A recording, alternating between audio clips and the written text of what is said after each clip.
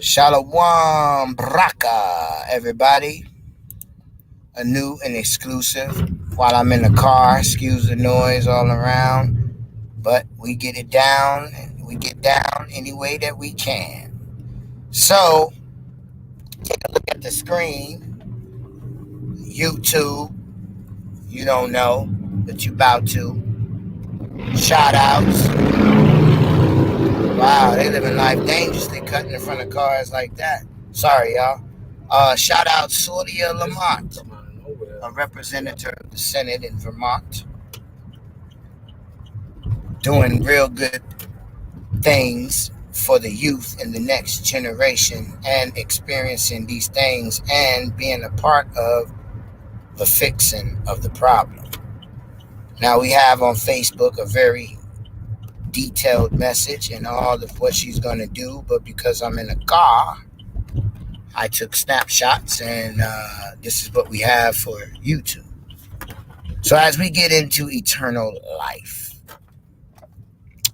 things that they won't teach you or don't want you to know is energy doesn't die.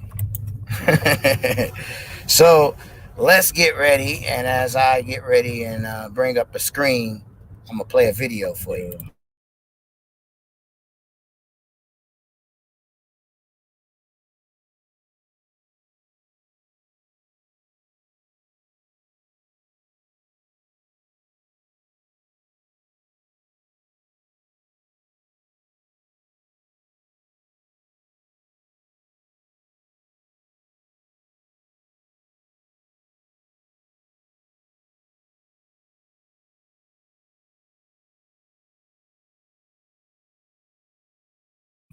Let's get ready and rumble, y'all, as we get down with the get down.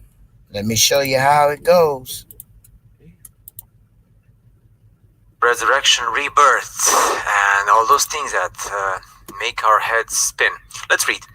We have placenta and we have the tree of life. And then it says, as the umbilical cord connects an unborn baby to the placenta, so does the silver cord, that's misspelling there, silver cord, connects our body with our spirit, and thus the divine forces, the true source of life. Tic-tac-toe sound. When the umbilical cord is cut, we are born in this realm. When the silver cord is cut, we die and be reborn in another realm. Then we have the as above, so below, and then we have the graphic with the umbilical cord, the baby and the placenta, and the human body when it dies, or when it sleeps with a silver cord. I guess that's what people call the astral or stuff. And this is a wonderful silver cord picture from a certain publication. Now, the purpose of this video is that I have no clue. I'm just a human being. I'm trying to understand the mysteries of this life, of resurrection, reincarnation, rebirth. It is fascinating, however, that when you see the placenta of the human body in a mother and a child, those ramifications, they look exactly like the tree of life, which is so present in the Norse mythology or any other type of mythology.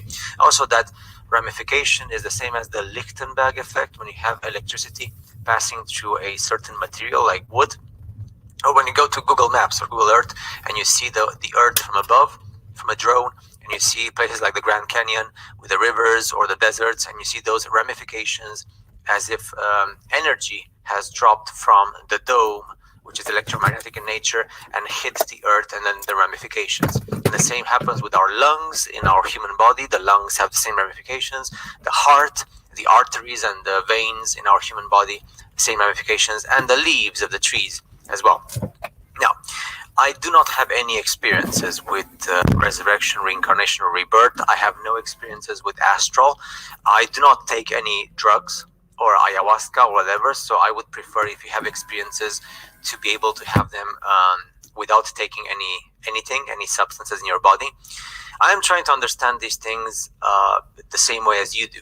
Now, it is true that I do not go to church anymore. I did go in the past. I went to all sorts of churches, all sorts of confessions. I've even studied the things to do with the Vedas and the Mahabharata and the Indian, the Hindu type of things, the Buddhist type of things as well. And in the end, my conclusion is that I know nothing, like Socrates was saying, right? And that's probably the things that they knock at the human brain, in your human intellect. What are we? What happens to us when we die? I do like the representation of this, but it's rather. How do celebrities like Justin Bieber and The Rock generate hundreds of millions of dollars? It's actually not what you think. They make a special kind of money known as royalties. My name is Christian Mickle. Commercials. That is subjective. Now, I have no clue what the silver cord is. If there's like this imaginary type of cord, which is like a field of energy that connects the human body with what we call the spiritual realm. Logical sense, it makes. Yes, it does have logical sense. There must be something when you look at these things. Now, the thing is, as far as I was able to see, according to my conversations with different people during my life, people want to live forever. They want to live in a certain place after this human body dies. I lost family members, including my mother. I had problems with, I lost people to diseases and other type of things. And they're gone. They're dead. And I don't know if there's something else after this. And it's truly something that makes you cry, and it destroys you within when you speak and think about these things. We want to believe that we go somewhere, but then that place where you go and you're reborn in a different realm, what are you in the end? Are you going to be some kind of energy in some kind of form? Are you going to meet other people who died, but in that energy form? Because if you go into the past, everybody who dies, if they get reincarnated, then they must be reincarnated in a certain form. But if you want to meet the people you've met in your life, but those people want to meet the people they met in their lives, then how are you going to be reincarnated, right? So if people speak about, it's a realm of spirits, and it's not with your human body anymore, but it's with infinite love. I don't know. I have no clue. What I do know is that we do have these things with the comparison between the placenta and the tree of life, and these energy ramifications which are everywhere. Like I said, the human placenta, the trees, the leaves, the human body with the arteries and the lungs, the earth seen from above, as if some kind of energy has shocked the land, the rivers. And now we know that the earth is the moon on the sky, is the X-ray imprint of the earth, thanks to the electromagnetism that hits it from below and then imprints the earth and the oceans in the sky, in the dome above, which is electromagnetic, and different layers and fields, which are the planets.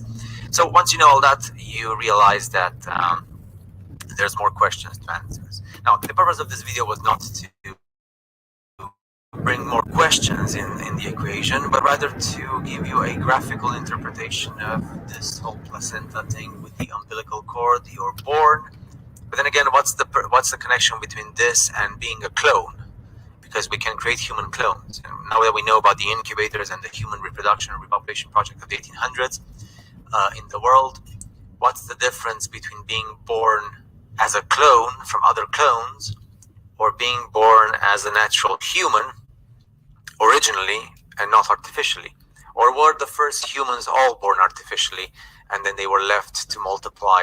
So at the end of the day, the very first human beings who were created were all made in a lab, just like is the case when you read Genesis with Adam and Eve. I don't know. It is fascinating to ask these questions, but in my opinion, and this is an advice, and it's also an advice for me, don't dwell too much on them, because there's no point. At the end of the day, you're just going to ask questions. The day goes by, the year goes by, we get old.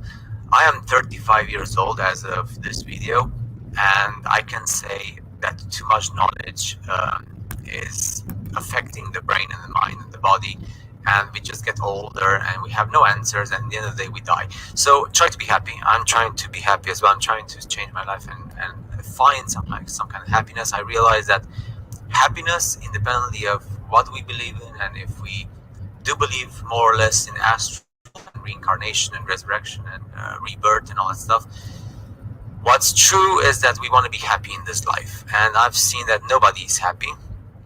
And as we grow older, we are less happy, and and even young people are not happy anymore. And true happiness is depending on two things: to have the basic necessities, which are food and a shelter, the Maslow pyramid, and then to be able to live with somebody and not be alone, whether that somebody is a partner or a friend or a family member. Usually, now, when you are in the spirit and you have understood the principles of your purpose, you have became king, god, goddess, queen upon your purpose. Every man has his own world and purpose, but everybody is an angle from the light essence of life, energy that doesn't die. So therefore, it isn't a belief that will get you into heaven. It's the actual manifestation of reverberating or resonating to the source of power that your vessel holds, that key mystery. BC the Tish fight, BC the Avet group. Shalom, Baraka, happy Shabbat.